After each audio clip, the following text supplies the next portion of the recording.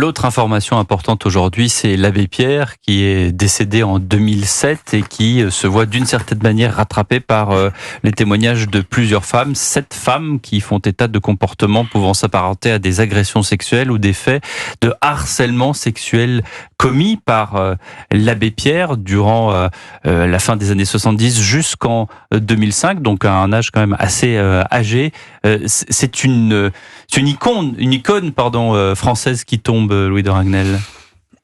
C'est extrêmement embarrassant. Oui, bien sûr, c'est embarrassant, et d'ailleurs c'est une des raisons pour laquelle la conférence des évêques de France a immédiatement réagi, parce que il incarne une figure sociale de l'Église catholique qui dépasse totalement la question des fidèles catholiques. Il y a plein de gens qui ne sont pas catholiques. En fait, ça fait partie de ces gens où on se dit mais c'est pas possible. C'est-à-dire qu'on a tous en tête, dans l'oreille, l'appel de 1954, l'hiver. Oui. Regardez cette femme sur le boulevard Sébastopol qui est morte de froid cette nuit alors qu'elle tenait non mais ça n'enlève rien à l'œuvre qu'il a créée. Oui. Voilà, après c'est terrible, évidemment ça abîme l'image de l'abbé Pierre, ça abîme l'image de l'Église catholique, et puis si véritablement, parce que j'ai pas de raison de me mettre en cause le témoignage de ces femmes, mais le problème c'est qu'il n'y aura pas de judiciarisation. Donc d'ailleurs c'est la Fondation Abbé Pierre qui sort ces témoignages, qui a commandé en fait une sorte d'introspection d'une étude interne. Voilà, ce qui est terrible d'abord et avant tout, c'est pour les victimes, évidemment, mais ensuite je trouve que ça met en lumière le fait que depuis maintenant quelques années, on se rend compte que beaucoup de figures très charismatiques de l'Église catholique sont confrontées à ce type d'histoire, et donc ça pose aussi la question de l'abus de pouvoir de manière générale de certaines personnes dès lors que elles sont très rayonnantes et que l'œuvre qu'elles créent a une influence, une portée importante. Jean-Michel Salvatore. Oui, c'est vrai que c'est assez triste pour l'Église, parce que on a quand même le sentiment que ce fléau des abus sexuels est quasiment systémique. Franchement, si vous voulez, quand on regarde un petit peu le rapport de la SIAZ de Jean-Marc Sauvé, 3000 prêtres impliqués depuis 70 ans, 300 000 victimes. C'est une estimation. Alors c'est une estimation, mais même si c'est la moitié, ça reste énorme. C'est une victime. Et puis malgré tout des prêtres, des religions impliquées, mais aussi des évêques et même des cardinaux. Donc on est un peu pris de vertige et on s'interroge quand même. On s'interroge et on se dit pourquoi tout ça? Alors bien sûr, ce sont des hommes, évidemment. Alors on n'est pas procureur, on n'est pas juge. Et puis l'abbé Pierre est mort, donc je trouve que c'est toujours un petit peu compliqué de c'est pour ça que là-dessus. J'utilisais le terme embarrassant, qui n'est pas d'ailleurs le bon terme, mais voilà, c'est terrible, tout simplement. Voilà. Mais moi, j'avance quand même.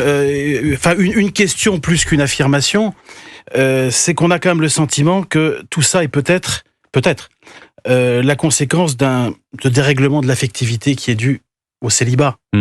On ne peut pas s'empêcher de se poser la question. Je sais très bien que quand on en parle... Le célibat des prêtres. Ouais. Alors quand on en parle à la hiérarchie catholique, il vous explique toujours que c'est pas le problème, etc. Je ne l'affirme pas, mais je pose quand même la question. Vous posez la question. Non, là-dessus, je suis pas d'accord avec vous, parce que vous vous rendez compte que, par exemple, il y a beaucoup plus de cas d'abus sexuels dans l'éducation nationale, avec des gens qui ont une vie, sont mariés, ont une vie... Vous parlez de qui, de la part d'éducateurs, oui, absolument, d'éducateurs. Et je pense que considérer que si quelqu'un qui a envie de violer un enfant ou a envie de faire des abus sexuels, là, s'il était marié, ne les commettrait pas. Je pense là, que ce sont des femmes, dont une qui était mineure, qui devait avoir 16 ans. Moi, je parle là où il y a un dérèglement, c'est qu'en fait, quoi qu'il arrive, que vous ayez une vie affective ou pas, que sexuelle ou pas, jamais on doit toucher un mineur. Vous voyez ce que je veux dire ? Et je pense que l'Église catholique aujourd'hui a fait un énorme travail. C'est même pas qu'on devrait toucher un mineur, c'est qu'on devrait toucher personne sans le consentement de la personne. Et encore bien sûr. Là, en l'occurrence, l'abbé Pierre, c'était des femmes qui ont été agressées sexuellement, et une seule, en l'occurrence, était mineure. Donc là, ça concerne, j'allais dire, plus de majeurs. Vous avez entièrement raison. Mais ce que j'observe aussi quand même, c'est qu'aujourd'hui, après le rapport de la SIAZ, il y a un travail énorme qui a été fait. Et il y a très peu d'institutions qui ont fait un travail sur elles-mêmes, comme l'a fait l'Église catholique, avec une vraie volonté de réparer.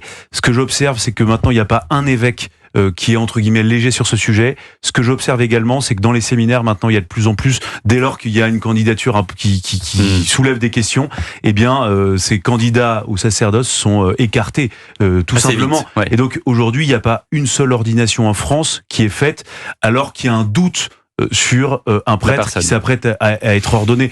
Et de ce point de vue-là, je trouve ça tout à fait sain. Et je pense que d'autres institutions devraient s'inspirer de ce qu'a fait l'Église catholique, parce que c'est assez irréprochable. Merci Louis de Ragnel, merci Jean-Michel Salvatore, 19h58 dans un instant le journal et juste après Constance Le Grip, la députée réélue Ensemble.